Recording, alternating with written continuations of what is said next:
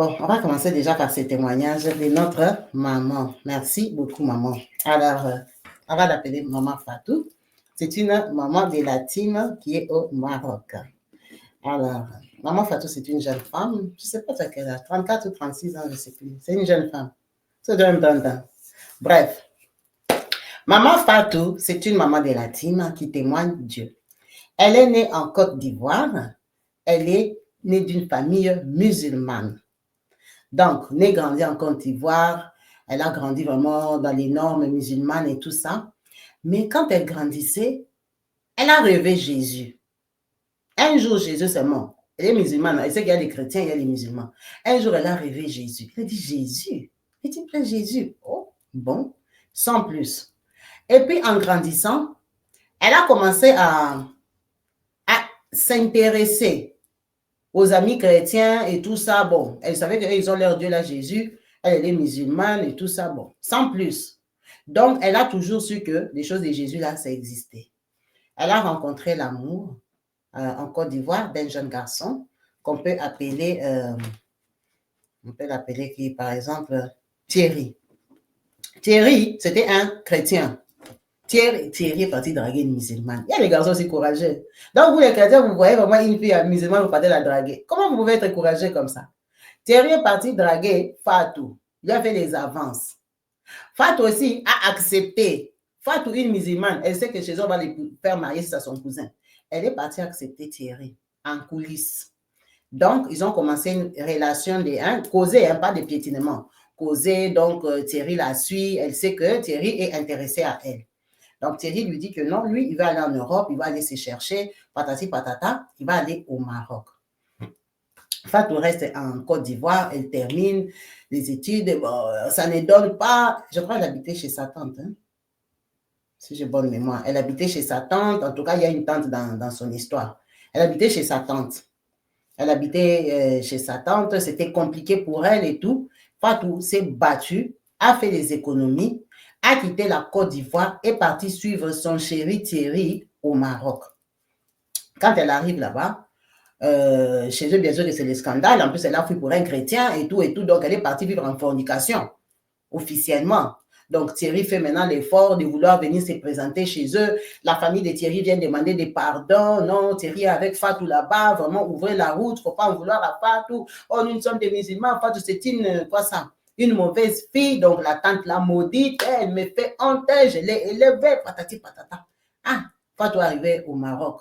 Elle a commencé à se battre. C'est comme ça qu'elle décide de commencer à envoyer l'argent à sa tante et à sa maman, à elle qui est au village. Parce qu'elle a grandi chez sa tante, sa maman était pauvre.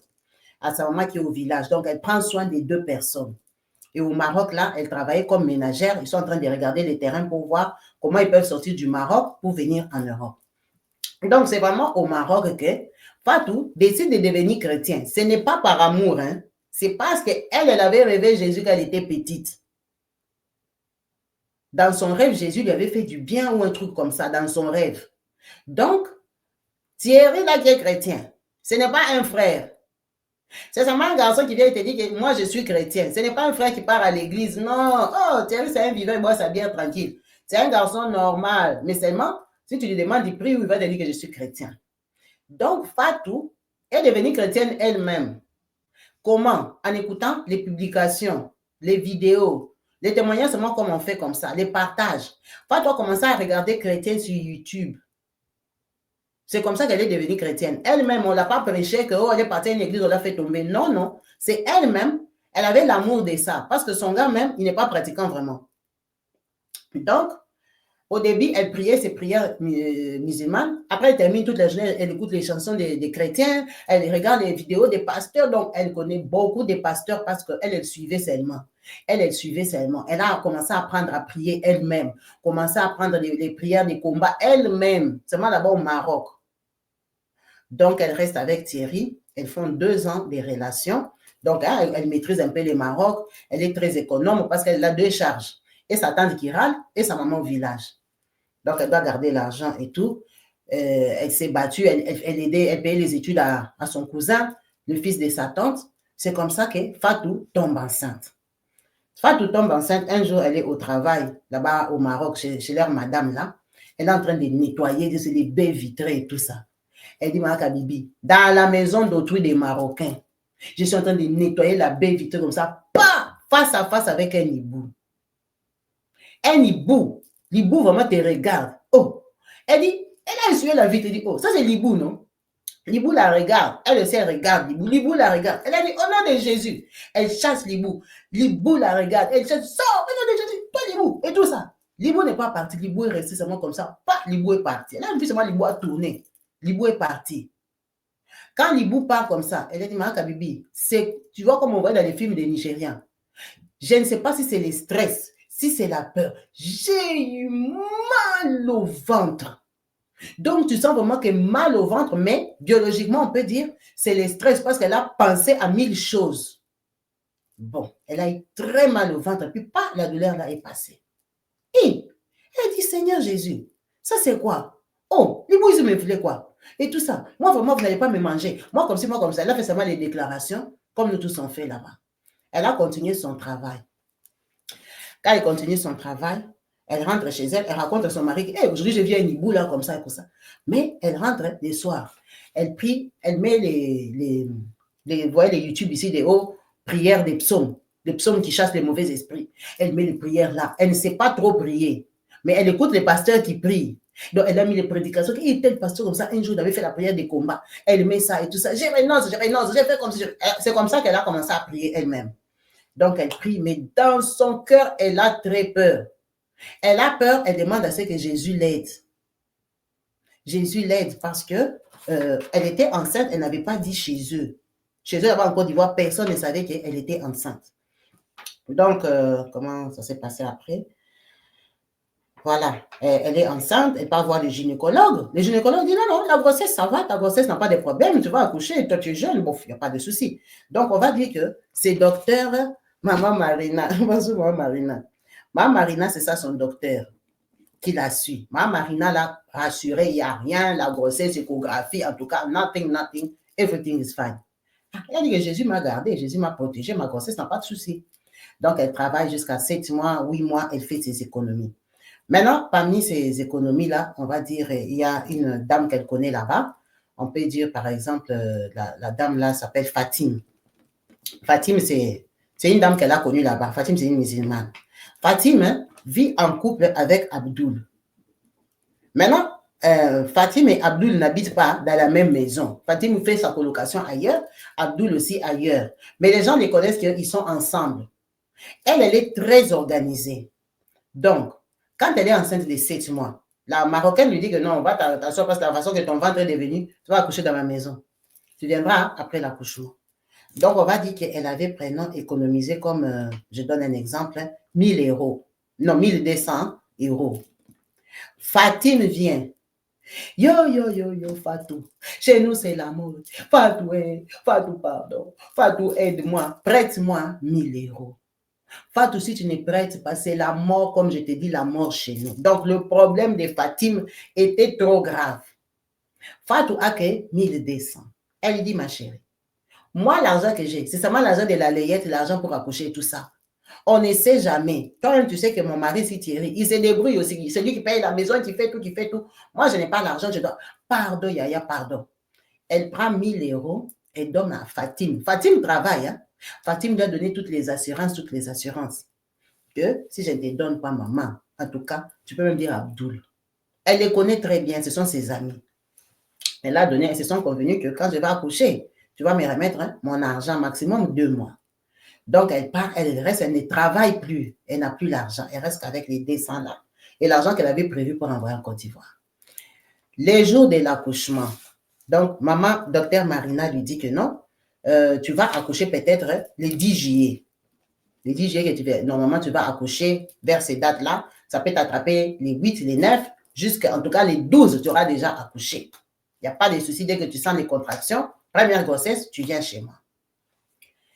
Donc, elle sait qu'elle va accoucher le 10 juillet. Les trucs là est venu la taper le 6 juillet. Le 6 juillet là, c'était si c'est un vendredi. C'était un jour où il n'y avait pas le boulot en fait. Où docteur Marina ne travaillait pas. C'était un week-end. Il faut que je lise un peu. Donc, c'était un week-end. Ça a commencé, si c'est à 17 heures. Contraction, contraction. Ah, ok. Contraction, contraction. Elle part à l'hôpital. Thierry l'amène à l'hôpital. Quand elle arrive à l'hôpital, docteur Marina n'est pas là. Ce jour-là, il n'y a aucun docteur. En tout cas, il n'y a pas un docteur de garde. Il n'y a que les sages-femmes, les infirmières qui vont masser les ventres, attendre contraction et tout ça. En tout cas, c'était un week-end de soir. Elle reste là-bas. Les femmes sages là, on dit, oh, 2 cm, 1 cm, tu vas accoucher demain. Et tout ça, en tout cas, le matin, il y aura un médecin qui viendra des gardes. Parce que le médecin qui était des gardes n'est pas venu. Si c'est le médecin, c'est absenté. Si c'est comment, en tout cas, ce jour-là à l'hôpital, il n'y avait pas de médecins, mais il y avait des sages-femmes très professionnelles, les Marocaines. Donc, on l'a gardée là-bas à l'hôpital. Elle a commencé à caler la grossesse, que la grossesse ne sorte pas. De toute façon, elle aussi, les sages-femmes là avaient dit que ça ne va pas sortir. C'est seulement tu as paniqué, tu es venu trop tôt. OK. Donc, ils vont dormir là-bas la nuit. Elle a dit, maman Kaby, je ne sais pas si la douleur là, c'est comme ça. Que les gens sentent la douleur. Les sages-femmes viennent regarder. Elles disent que si c'est l'enfant n'a pas tourné, si c'est l'enfant a fait comment, si c'est l'enfant a fait comment. Donc, c'est un cas où il faut qu'un médecin vienne intervenir. Ils vont appeler quel médecin? Le médecin qui était de garde ce jour-là n'est pas venu s'il était malade lui-même aussi. Il y avait comment? Il n'y avait pas de remplacement. En tout cas, pour faire accoucher quelqu'un, il n'y avait personne. Jusqu'à 1h du matin. Les sages-femmes, tu vois que les sages-femmes sont paniquées. Les sages-femmes comprennent que ici, ça va chauffer. Ça, c'est un accouchement qui demande peut-être une intervention d'accoucher par césarienne ou quoi que ce soit. Maintenant, il n'y a pas de docteur. Elle commence à lui dire, oh, peut-être c'est peut-être mieux qu'on te transfère dans un autre hôpital et tout ça. Imagine, tu as déjà passé la journée depuis 17 heures jusqu'à 1h du matin. Elle commence à dire, c'est mieux qu'on appelle un autre hôpital parce que nous, on ne veut pas prendre des risques.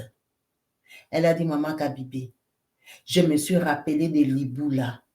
Elle dit, tu vois la douleur que je sentais. Je sentais comme si on a tenu mon ventre. Elle dit, maintenant, ça, c'est des contractions normales ou c'est quelqu'un qui a bloqué mon ventre? Elle a commencé à pleurer. Après, elle s'est rappelé qu'il faut prier. Elle a commencé à appeler, Jésus fait un miracle. Jésus, il est 1h du matin. Elle dit, moi, dans toutes les histoires des gens que j'écoute, quand tu pars dans un hôpital, on commence à te transférer. C'est que c'est la mort. On va me transférer encore d'ici où? Elle a dit, son mari était là-bas. Là, on est parti la mettre là-bas. On commence à chercher à la transférer dans un autre hôpital. Son mari était en bas. Il a commencé à prier. Ils ont commencé à prier. Ils ont appelé 2-3 pasteurs qui connaissent seulement là-bas au Maroc. Pasteur, aidez-nous, ma femme, aidez là-bas à l'hôpital, les ventres à caler. Et tout ça, on va la transférer. Elle dit, ma Kabibi, quand c'est toi qu'on doit transférer, hein, tu es consciente, la trouille que tu auras. Parce que les gens, comme on entend, il était parti à tel hôpital, quand on l'a transféré, le temps qu'on arrive là-bas, la personne est morte. Elle a dit, Jésus, ne me fais pas comme ça. Ne me déçois pas. Je ne sais pas prier. Mais toi, tu sais que j'ai besoin de ton aide. Elle a tapé des prières incroyables. Elle a dit, ma Kabibi, Dieu existe. Elle dit, est-ce que tu te rends compte qu'à 2h, dans 1h du matin, 2h du matin, le professeur, médecin, c'est gynécologue, ces professeurs-là, il était sorti. Il était si c'est à la fête, s'il était si c'est où. Il s'est rappelé qu'il a oublié quelque chose au bureau. Donc, il était avec les gens, il est en train de causer et tout ça. Il avait besoin de quelque chose. Le docteur professeur de l'université, qui est même chef du docteur Marina, est venu au bureau à 2h du matin pour prendre quelque chose dans son bureau. Quand il arrive comme ça, les infirmières n'ont rien compris, ils ne travaillaient pas. Au docteur, comme nous sommes là, on a une patiente qui est ici depuis 17 heures. C'est compliqué, on cherche même à la transférer, aller au CHU, mais ce sont des étrangers, ils n'ont pas l'argent, ils n'ont pas d'assurance parce que c'est au Maroc. C'est au Maroc, là-bas, il y a des choses que tu payes et ils sont là-bas, c'est des réfugiés, s'ils ont quel statut, donc ils ont des cartes là qu'on va te faire accoucher, donc ils ont des cartes qui ne couvrent pas tout. Ils ne peuvent pas aller dans tous les hôpitaux. Maintenant, dans les autres hôpitaux, il faut aller payer. Ils n'ont pas l'argent. Donc, ça veut dire que c'était impensable. Donc, les infirmières, là, ne voient pas où elles allaient l'envoyer par rapport à la couverture qu'elle a. Ce sont des gens qui viennent accoucher avec des choses, des associations des Maman Kabibi de Paris, qui a fait des contrats avec telle clinique. Maintenant, vous avez un peu plus. Donc, c'est des choses comme ça qui l'avaient permis d'aller accoucher à cet hôpital-là. Elle a dit, Maman Kabibi, est-ce que tu te rends compte que le papa là a enlevé la veste de la fête? Quand le docteur a regardé seulement comme ça, Il a dit, bon, je m'en occupe. Il était, si c'est à la fête, en tout cas, il ne travaillait pas. Elle a dit, heureusement que les Marocains ne boivent pas d'alcool. Le papa là, papa, les mains. On l'a fait entrer. Papa, radio rapide. Le docteur a coupé. On l'a fait accoucher par césarienne. Mais il n'y avait pas de médecin. Péridurale, tout ça. Elle dit, tout ça là, on ne m'a pas fait de prélèvements. Parce qu'avant qu'on te fasse des péridurales, tu dois, comme ici en Europe, on doit déjà t'examiner et tout ça. Elle a dit, Maka Bibi, le docteur là est tombé du ciel. Il a fait accoucher. À 3 heures du matin, elle avait son bébé. Elle n'est pas morte. Elle a dit, est-ce que tu peux te rendre compte que ma position dans ces pays, ces docteurs-là ne pouvaient pas m'opérer, on ne pouvait même pas les téléphoner. Elle a dit, Maman Kabibi, peut-être même les trucs qu'il était venu chercher n'étaient pas très importants. Mais Dieu l'a déplacé. Elle a dit, ce n'est pas mon médecin, moi, qui m'a suivi. C'est le chef de mon médecin, le professeur, qui m'a fait accoucher à moi, une immigrée. Il n'était pas en aire de service. Peut-être même ce n'est pas payant ou c'est quoi. Dieu a touché seulement son cœur. Il a enlevé la veste, il a porté la blouse, il m'a fait accoucher. Il a terminé les parties. Elle a dit, tu vois, depuis ces jours-là que j'ai vu ça, j'ai dit que non, Jésus, c'est un vrai Dieu. Quand il dit que dans la détresse, invoque-moi. Maman Kabi, c'était mon dernier espoir parce que je savais que si on me sort de là, c'est la mort. Si on me sort de là, ma grossesse est calée. Je vais aller où ces femmes ici m'ont gardé de 17h à 1h du matin pour ne pas trouver la solution. Elle a dit, Dieu lui-même, il a trouvé la solution. Il a fait l'impossible. Il a fait déplacer les professeurs pour te montrer qu'il ne m'a pas envoyé n'importe quel médecin. Il m'a envoyé la tête des médecins de cette clinique-là pour me faire accoucher moi.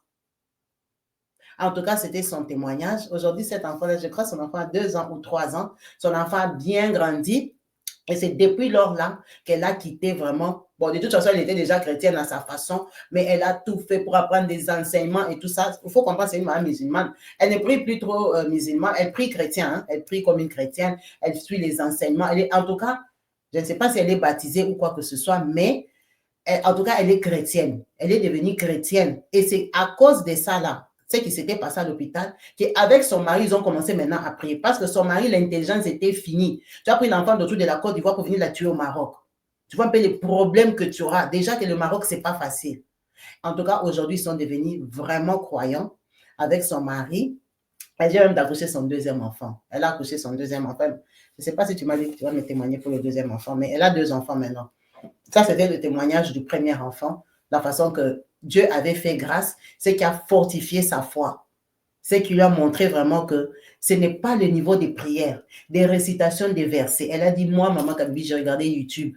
Et les vrais pasteurs, et les passe-temps. Et comment je saurais que c'est passe-temps? Moi, je suis musulmane. Comment je saurais? Tous les enseignements, c'est moi, je prenais. Je savais qu'il y avait des prières, des combats, mais je ne savais pas trop les faire. Je disais ce que je me rappelais. Et tout ça, j'ai crié au secours. Dieu a fait l'impossible pour moi. Moi-même, je savais que ça, c'est Dieu parce que mon cas était fini. Les Marocains, là, cherchaient déjà à m'expédier. Ils ne voulaient pas que je meure dans leurs mains. C'était les témoignages de notre maman que nous glorifions avec l'Éternel. En tout cas, ça nous donne toujours l'espérance pour montrer que Dieu nous soutient. Il nous vient vraiment au secours au temps de la détresse. Quand on court, on crie à lui, quand on lui donne vraiment notre problème et quand on sait qu'il est notre dernier espoir, il n'y a que lui qui peut nous secourir. En tout cas, il ne manque pas à montrer sa grandeur, sa puissance. En tout cas, maman, que Dieu te bénisse vraiment. Merci pour ce témoignage, pour ce partage qui va réconforter une personne qui aujourd'hui peut être en situation de détresse, savoir qu'on a un Dieu tout-puissant. Il forge des chemins là où il n'y en a pas. Il crée la voie là où il n'y en a pas. En tout cas, que Dieu soit glorifié. Un cadeau significatif. Parfait pour offrir à un proche lors des fêtes ou d'un événement spécial. Noël, anniversaire. En achetant cet agenda, vous contribuez à soutenir des œuvres caritatives en faveur des orphelins, des veuves, des démunis et des personnes en situation de handicap. Ce n'est pas simplement un agenda chrétien, mais aussi outil de planification. Il vous aide à rester connecté à votre foi chaque jour. Avec un thème spirituel chaque mois et un verset biblique chaque semaine, vous avez constamment des rappels, inspirants pour nourrir votre âme. Tout au long de l'année,